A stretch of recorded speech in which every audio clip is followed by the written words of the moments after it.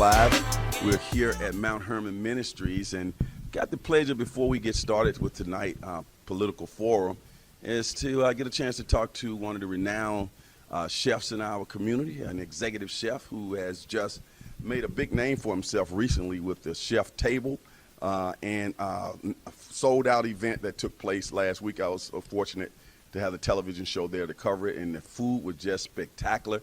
And so we'll get a chance to just kind of recap a little bit and talk to Chef Drove of Yes Chef. And I got so many names to remember, man. My advice to you, get your brand down to one name. Oh, it is. So nobody will have to struggle. So it's Yes Chef. Okay, it's Yes Chef? That's it. Or what is this Chef, something else you said your website is called? Well, all of my social media and my website is Yes Chef Creates. All right, so it's you Yes Chef and is Yes Chef Creates. For all of my social media and my website. And Big Droves, Chef Drove, that still Big works? Chef Drove, that's my name. All right, okay. All right, so I'm here with Big Chef Drove of Yes Chef. Yes Chef Creates. Man, let me compliment you. I was working so hard that night. Of course, you saw I was working so I can document your event, which is just a spectacular thing. And you saw my camera guy, William, all over the place. We got a lot of stuff. Well, man. I appreciate that. You got your poster and everything. And so let's shout out William. Give him a big shout out. Give William a shout out. Hey, William, how you doing, brother? Thank you so much for everything that you did the other night. It was really appreciated. Yeah. And I just want to thank both of you, really. All right. You did a William, great job. come on camera for a minute. I want everybody to see my director here, little young guy. Just kneel right here. That'll get you on TV for a second. William, wave at everybody. Hey, you guys right here, take this is the next Spike Lee. He's out there making a name for himself. He's covering a lot of events. He's gonna end up, luckily he might end up in the community press, man. You got Jackie right here knocking it out. All right, William.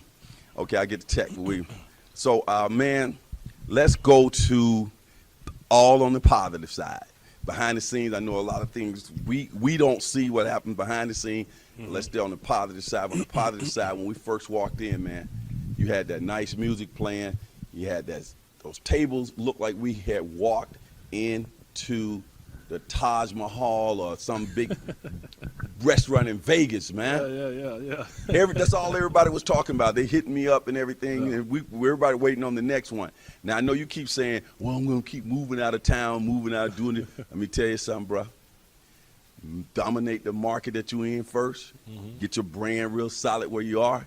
Then I think you can pull another one because of the momentum. Oh, yeah. I think you can pull another one off this winter.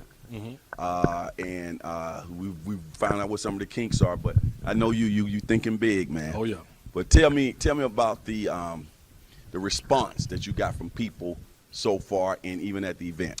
Well, the response was 100% positive, and I couldn't ask for anything better than that. It was really a lot of private messages, a lot of I'm definitely coming the next time. Right. And there's a lot of people that wanted to attend, and they couldn't, and I understood, and I let them know, I get it. I understand, whatever you have something to do, you can't make it for whatever reason. I understand. But that's a real upscale event. Okay, so when I say upscale, there's a certain market of people who want to come to that. You can depend on them to come. You got a nice crowd there. It was sold out. They wouldn't have been able to get in anyway. If they're serious, they get the ticket early. So, of course. Right. Because now that that people know what that is, it's going to sell out real fast.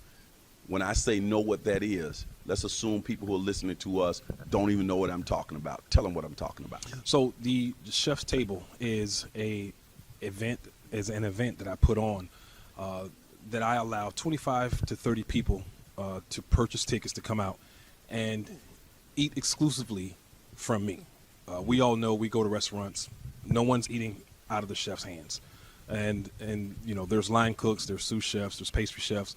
Everything that you eat with me at the Chef's Table is being cooked directly by me. There's absolutely no one else in the kitchen. Yeah, because I think I only asked you about one thing. I said, you made this dessert from scratch? Because, I'm trying to stay away from dessert. When you making dessert like that, bruh, you making me mess up on what I'm trying to do. That dessert was so good, man. It was like I don't want to skip straight to the dessert, but I'm going to skip straight to the dessert. Talk about that dessert, bro. Well, it was kind of there was some there was some scary moments when it came to the dessert because I'm not a dessert person. Everybody that knows me knows I don't know how to cook dessert at all. But I found this great recipe that was a no-bake cheesecake, and I just made it my own. I got some creme de cassis for the fruit, and I made the no-bake cheesecake. And then after I made it, then I broke it up in sections and started testing different tastes. And the one taste that I finally Interesting. the one taste that I finally settled on was amaretto. And when I put the amaretto in one of the bowls, because what I did was I made a big stock, and then I just divided it up, and every bowl had a different flavor. They were good, but the one with the amaretto, it just absolutely went. Man, I over wouldn't the even top. have patience to do that. Man, to go Well, through all that. you know what? When you're a cook, you have That's to do. right, you have to right. test it out because, you have to test so many different angles of so many different things. And like right now, I'm doing my holiday seasonal menu, and I'm testing out different ways of doing dressing and different ways of doing gravy, and so it's a way of kind of making things easier and simpler, but adding some twist to it where you're like, wow, I never tasted that before. That is absolutely great. I got off on that and talking about people who didn't show up and how that all works out.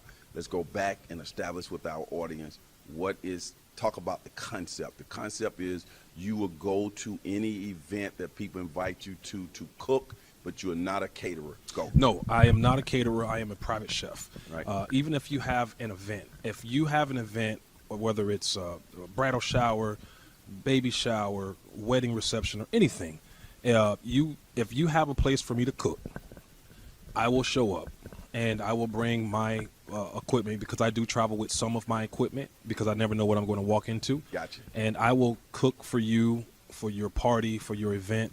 Anything that you have, I'll do it for you. Give us an idea of, like you were telling us about, you had some people who came down on vacation. Yep. They knew about you. You just went over. You get there early, whatever time it takes. You come with everything with you, or they purchase all the ingredients. No, they don't Give them a purchase list. anything. I come with the basic way this runs is when you contact me and you say, "Hey, I want to do this." The first thing I ask you is, "What's your budget?" Mm-hmm. Because that's going to depend on what type of food you're going to be able to afford. Now, once you tell me your budget, then we go down the line on, what your menu can be. With that budget you gave me, I'm going to give you an idea of what your menu can be according to your taste. I take on jobs according to my client's budget and my client's taste. Those two have to match up in order for me to give you, plus one service. And so once that's done, then we'll figure out, how many meals do you want me to do? How many days do you want me to be there? These folks, and they didn't know me. These folks didn't know me. They were from Atlanta, they were from South Carolina, and they were from Orlando. They didn't know me. They just Googled private chef in, Fort Myers or Southwest Florida or Lee County, and I came up.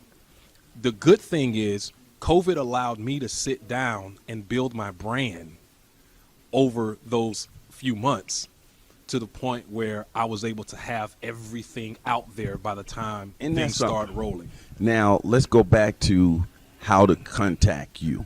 Mm-hmm. You said Yes Chef Creates. Yes Chef Creates Yes. your website. That's my website, and that's my social media handle. Okay. For everything. That's all across all social media, and my website is Okay. Yes Chef Creates. Okay, and then